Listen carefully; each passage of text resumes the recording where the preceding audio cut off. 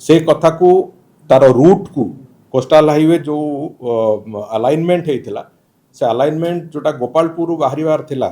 ताकू बारंबार विभिन्न समय रे षड्यंत्र करिकी बंद करैकी रखिबा प्रकल्प को एवं से प्रकल्प को कौन प्रकार सहयोग न करिबा अलाइनमेंट प्रस्तुत रे भी राज्य सरकार असहयोग करिबा ये कथा को किए करुला से प्रश्नर उत्तर तो निजे दियंतु।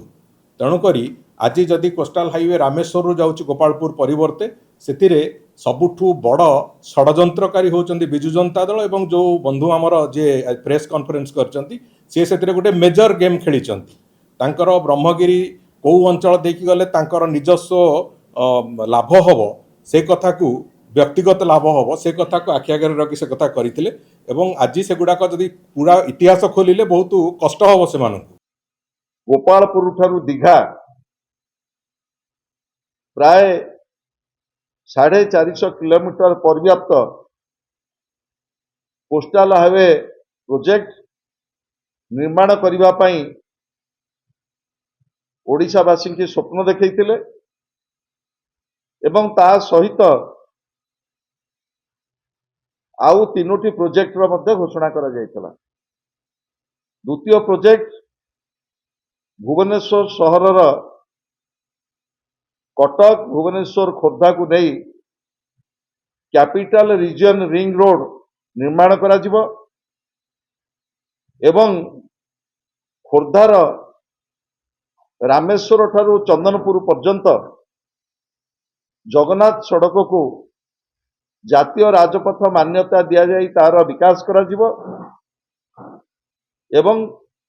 पुरी ठारू स्टर्लिंग पर्यंत भुवनेश्वर ठारू स्टर्लिंग पर्यंत से रास्तार मध्य विकास करा जिवो।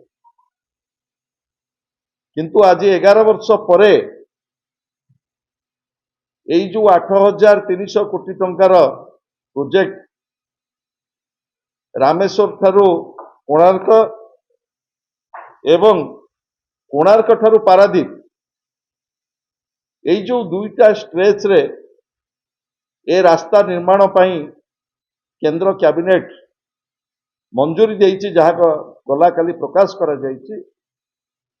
जो एबे जो अलाइनमेंट है रामेश्वर रु चिलिका कूल होगी ब्रह्मगिरी होगी सेटा जाऊँगी जोटा सातपड़ा ब्रह्मगिरी होगी से जाऊँचे काकटपुर काकटपुर ठू पूरापूरी भाव में समुद्र कूल कूल पारादीप जाऊँगी एवं आ परवर्ती पर्यायर जोटा अच्छी से अलाइनमेंट से फाइनालाइज करेंगे। किंतु मो कहवा कथा जो रास्ता जाऊँगी सामग्रिक भाव में गोटे छोट उदाहरण आपन कहूँ जगतसिंहपुर पाखे गोटे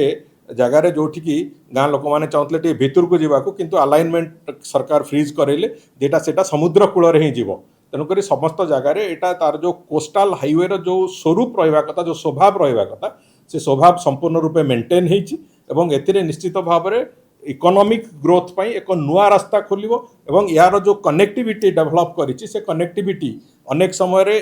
विभिन्न अंचल को तार इकोनॉमिक ग्रोथ दबा पाई एक नुआ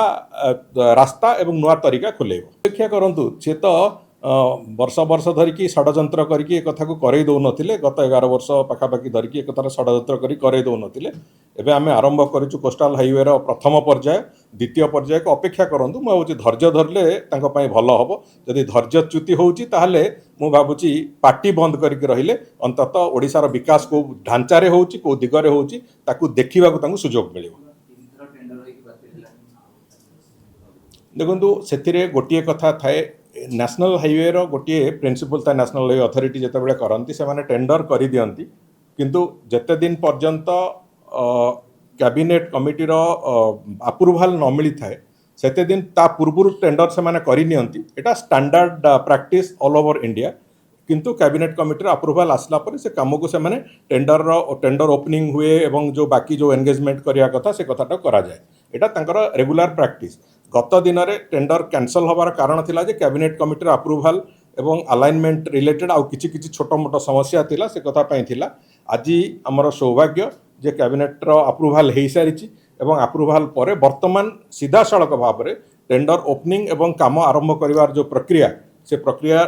तार से माने आरंभ करिवे एवं बहुत शीघ्र आम तार रूपरेख आम समस्त आखि आगे देखा जीवो ताकू आमे अपेक्षा करिवा दरकार। कंप्लीशन संपूर्ण टाइप जो पद्धति अच्छी बहुत शीघ्र आरंभ हम तार जो टोटाल कंप्लीशन टाइम पीरियड भी आम ता बाबद बहुत शीघ्र तार अनाउंसमेंट भी हो।